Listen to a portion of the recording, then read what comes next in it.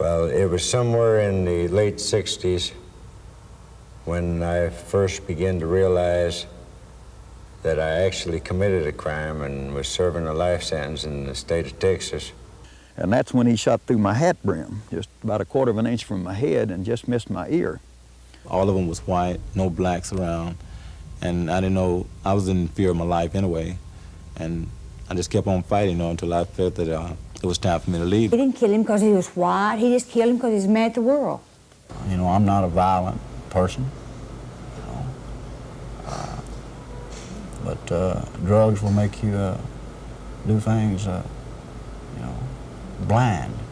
I figured as long as we did what he asked us to do, that there was not too much danger involved. I had never killed anybody before this, and it was in my mind, what's it feel like to kill a man?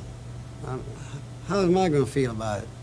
So one day, while me and my buddy was out hunting, the thought just overpowered me. Well, there's nobody around. Seemed like it could be the perfect crime. Now's my time to find out. So I shot him, and I killed him. If the State of Texas Parole Board puts him or anybody else like him on the streets and he commits that murder again, they have committed that act themselves. They have put him out there to kill.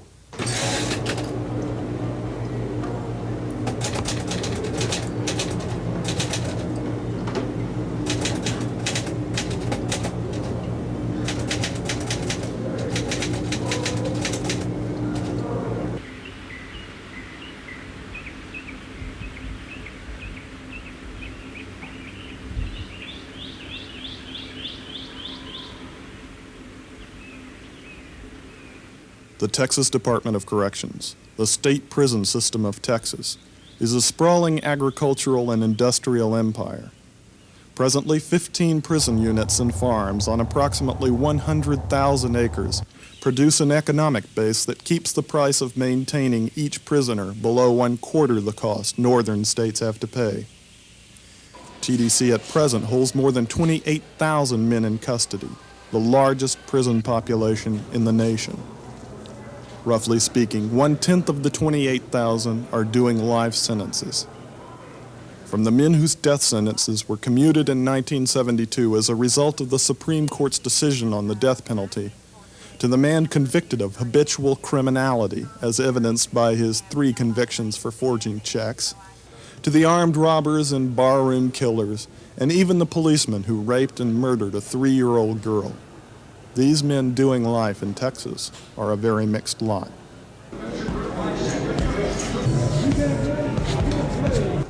George Montroy has served 16 years in prison. An illegitimate child, he grew up in orphanages and foster homes from which he was constantly running away. Finally, he was sentenced to serve time in the New York State Reformatory in Elmira.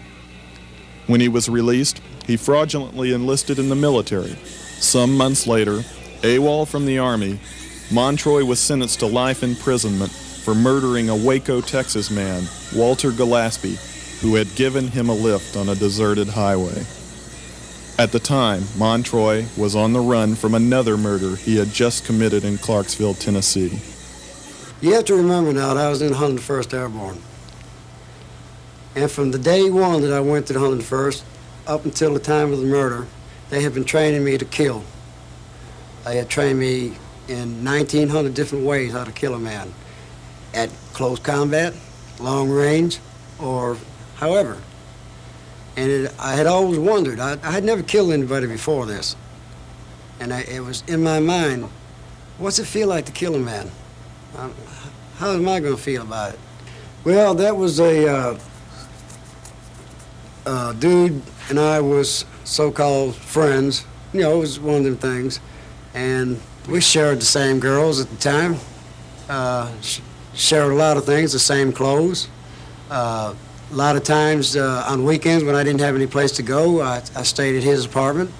And no, we weren't jealous of anybody or each other or our prowess with the women or who could outdrink the other or anything like that. There was none of that involved. It was a complete understanding between two people, as complete as we could get it. So one day, while me and my buddy was out hunting, the thought just overpowered me. Well, there's nobody around. Seemed like it could be the perfect crime. Now's my time to find out. So I shot him, and I killed him. It wasn't like people said it was. People felt remorse or related or high. There was nothing. It was just another act that you did.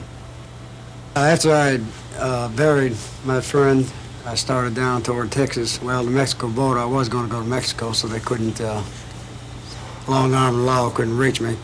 And when I got to Little Rock, Arkansas, my car had broke down. And in the meantime, I had run out of money, so I started hitchhiking. A little bit outside of Waco, a dude named Walter Gillespie picked me up. And at the time, I felt like I needed some money and a transportation. And he was alone, so I went ahead and just took him out. I killed him with a wrench and took his car, left him in the ditch on the side of the road. The jury thought he deserved life.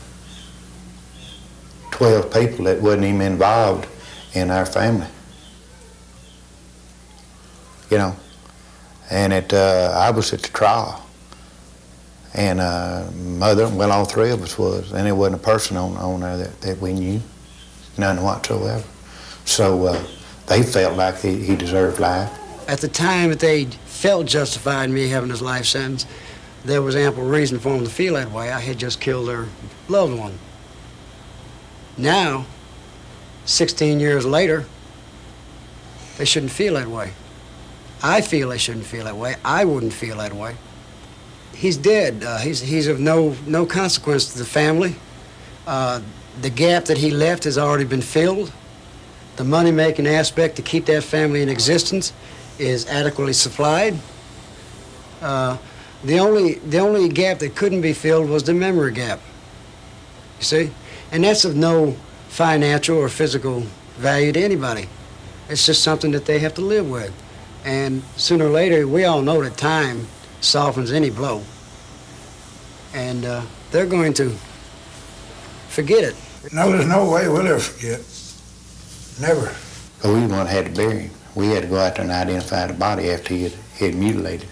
If we could blow it in his, what was left of his face, his head, blow back in it to give him his life back or something else, you know. But we couldn't do that. They picked him up and put him in a bag and zipped it up. And that's the way he was buried. They failed to look on the other side of it, though. What does a life sentence do to the person? What kind of a person does it make him after he's been down here? Let's go back and ask them now. Do they feel like I should still have this life sentence? I bet you their answers are no. I bet you their answers are that the 16 that I've done is an adequate amount of time. He doesn't wrong. Like I say, a man with his attitude and outlook on life and the more feelings he got about a human being, well, he ought to have to serve 2 life sentences instead of 1. I sure wouldn't want to meet up with the boy. And I wouldn't want him in, not even the same town with me. Because if he'll do it twice, he'd do it the 3rd time. I have no intention of hurting the members of that family or their children. That these people should feel justified that a life sentence is supposed to keep me here. For what? They're paranoid. All I did was took his money. That's all I wanted, his money and his car. I didn't want to take his family's life. I had no personal grudge against Walter Gillespie. I'm from New York State. He's a Texan. I never knew the man. So they're not justified in thinking that a life sentence is going to keep me down here because they're afraid that I'm going to harm them or their loved ones. We're not particularly scared for our particular family or nothing like that. That ain't what I mean. I'm talking about some of the old men or some lady or some kid that still got their life to live. What about them?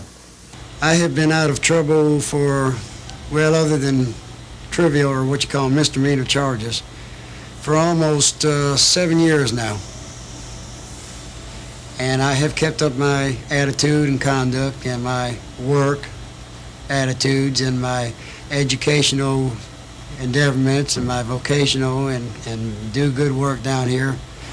I have met all the requirements that the parole board wants for me to make parole because I've passed the board each time, except for the first 3 times. Now, if the board can pass me, Surely they conceded I had the requirements in which to make a good risk on parole. But the governor says no. So there's your parole looming in front of you. I'm done, as far as the governor's concerned. I'm supposed to be here for the rest of my life. Well, the governor got more sense than parole board. Yes, sir. Why does a parole board, think after 15 years he paid his debt? When a judge, a jury, and a prosecuting attorney, and everybody else thought that he deserved what he got.